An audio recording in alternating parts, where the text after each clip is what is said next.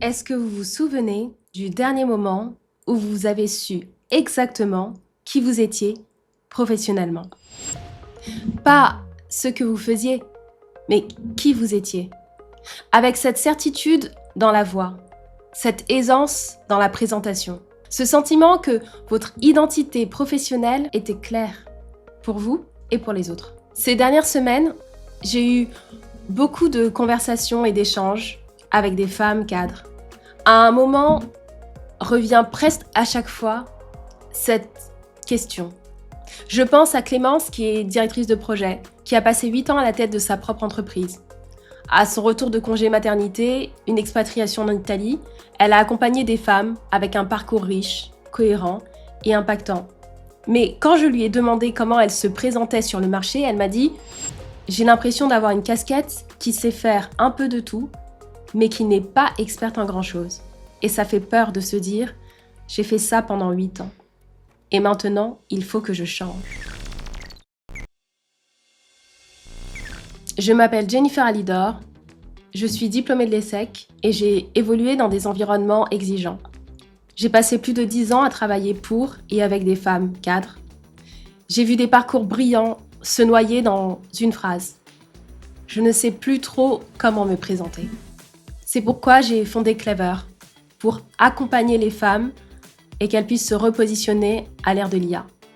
Et si je vous parle d'identité professionnelle aujourd'hui, ce n'est pas pour vous donner des conseils juste de branding. C'est parce que ce moment de flottement que Clémence a vécu, ce n'est pas un manque de compétences, ce n'est pas un problème de CV, c'est un deuil d'identité. Et il a un coût très précis.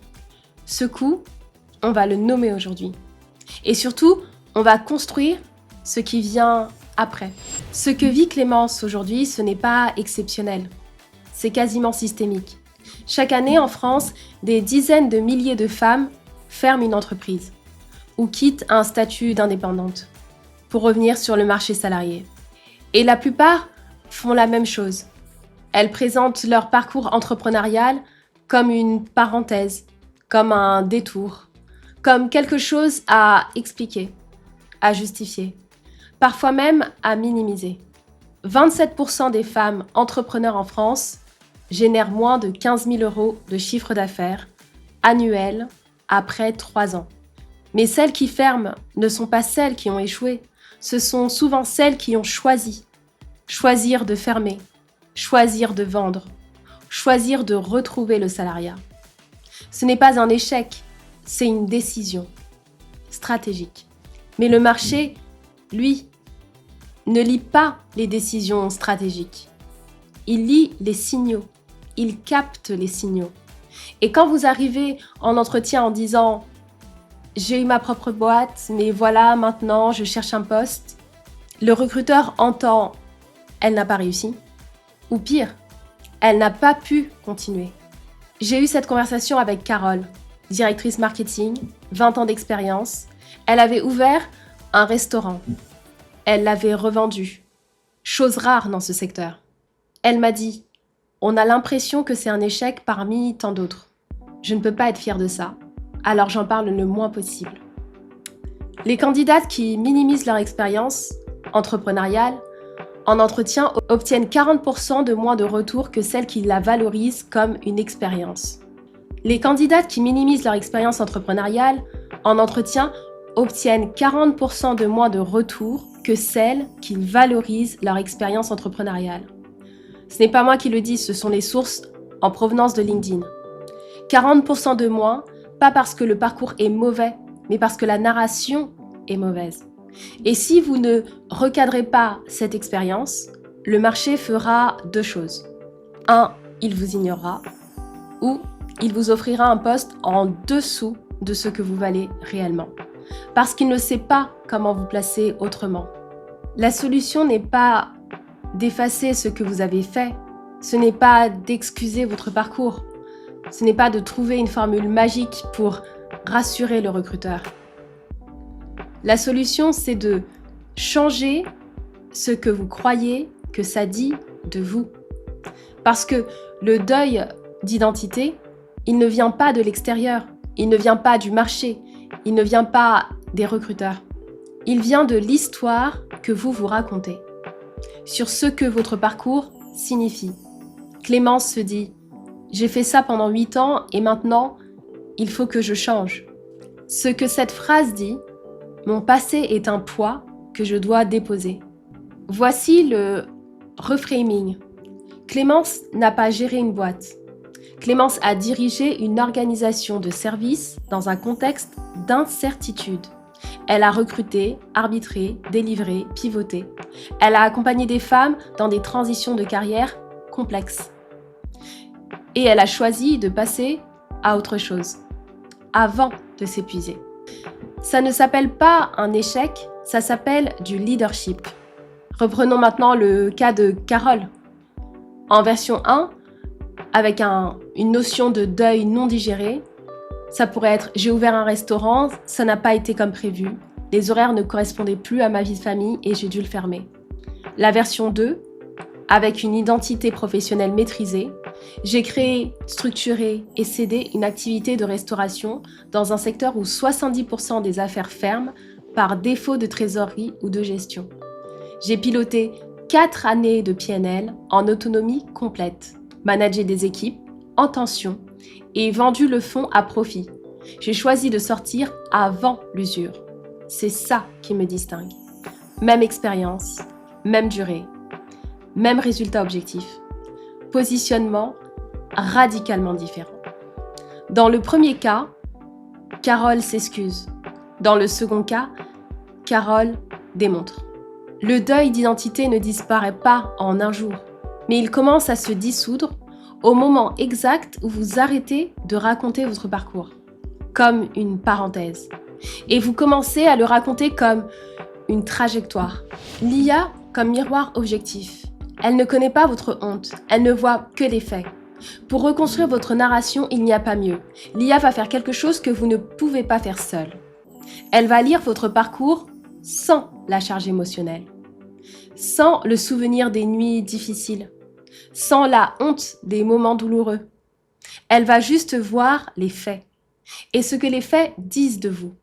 Voici 3 prompts à utiliser dans cet ordre. Prompt numéro 1. Utilisez Claude. L'objectif, extraire la valeur stratégique de votre expérience, celle que vous ne voyez plus parce que vous l'avez vécue de l'intérieur. Je suis une ancienne fondatrice, directrice indépendante dans le secteur. Pendant X années, j'ai description brutale de ce que vous faisiez au quotidien, recrutement, clients, trésorerie, livrables, pivot. Je ferme ou j'ai fermé cette activité pour ajouter les raisons réelles et honnêtes. Analyse ce parcours comme un DRH senior qui cherche un profil de poste cible. Identifie les 5 compétences de direction que cette expérience démontre de manière irréfutable. Pour chacune, donne-moi un exemple concret tiré de ce que j'ai vécu et la formulation la plus percutante pour un entretien. Ce que ça produit, une lecture externe de votre propre parcours, sans filtre émotionnel. 5 compétences que vous avez mais que vous n'osiez pas nommer. Prompt numéro 2. Utilisez Claude encore.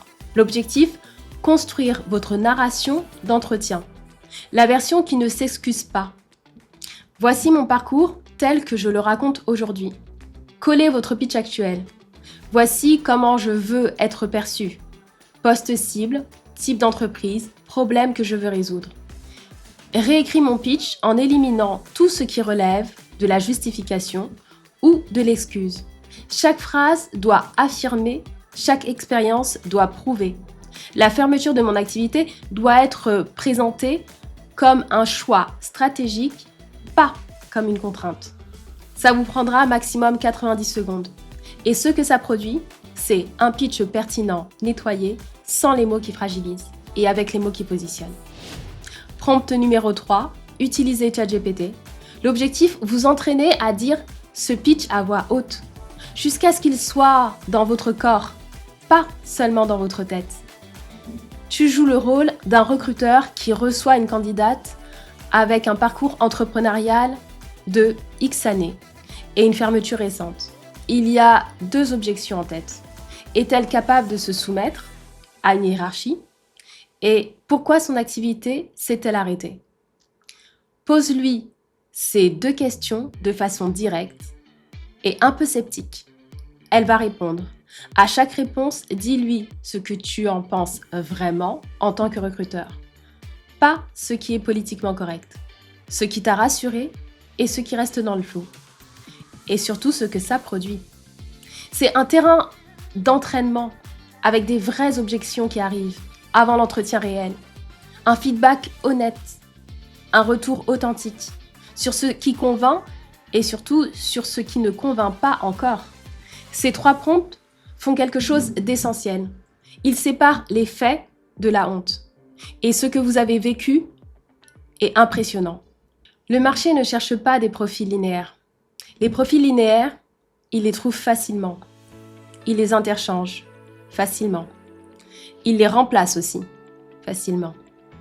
Ce qu'il cherche vraiment, ce sont des professionnels qui ont vécu quelque chose, qui ont pris des risques, qui ont dirigé sous la pression, la contrainte, qui ont choisi, même quand c'était difficile. Ça, c'est vous.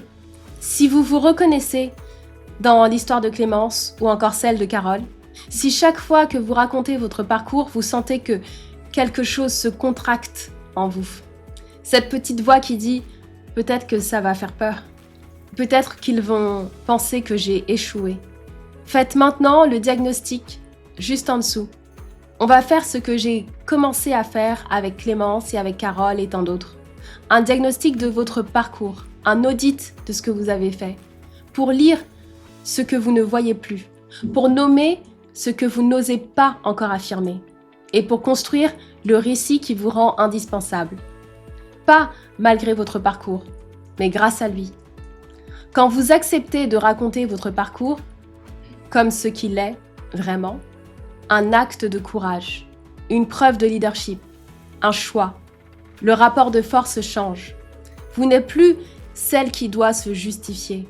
Vous êtes celle qui a quelque chose à apporter, que les autres n'ont pas. Vous êtes une leader, alors bienvenue chez Clever.